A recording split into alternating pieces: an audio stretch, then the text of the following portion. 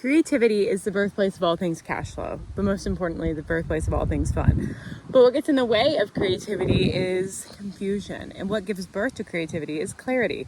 So in my workshop next Tuesday, we're going to be going through these things, but I wanted to give you a little bit of an example. So imagine you're a boat, and a boat has lots of plugs that go on the edges, right? So imagine just like picture in your mind, you're on a big boat and there's like 17 gas nozzle like plug things on either side, and you've got a bunch of them open because you haven't paid your power bill, or you haven't emailed that person back, or you're waiting for this person to text you back.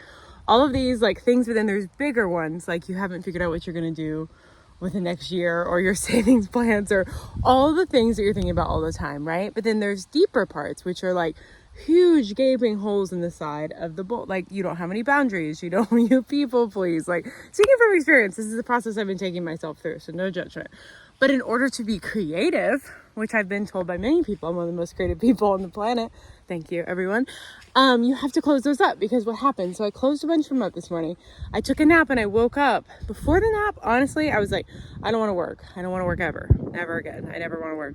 After the nap, after doing the hard boundary work, and I actually used ChatGPT to help me with this, I'll tell you about that in a second, I woke up and I wanted to create stuff for this workshop because I closed up those loops, so I had some energy in my life raft to actually want to give some out. So it's super important work, and the point's not to make money, but money's a natural byproduct of doing things you love. The point's to do things you love and have fun and not feel confused and like shit. So if that sounds like fun, come to the workshop. The ChatGPT prompts I was doing that I loved was, I said, pretend you're my therapist.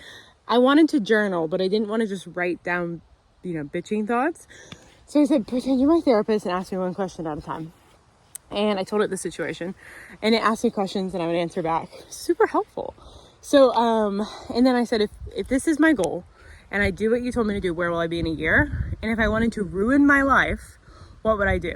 So try that. If I wanted to ruin my life, what would I want to do? And it'll tell you what not to do. So, blah, blah, blah, lots of Gabby things. I hope to see you Tuesday. I think it's, 2:00 Tuesday on the 1st of October. From confusion to clarity to creativity to cash.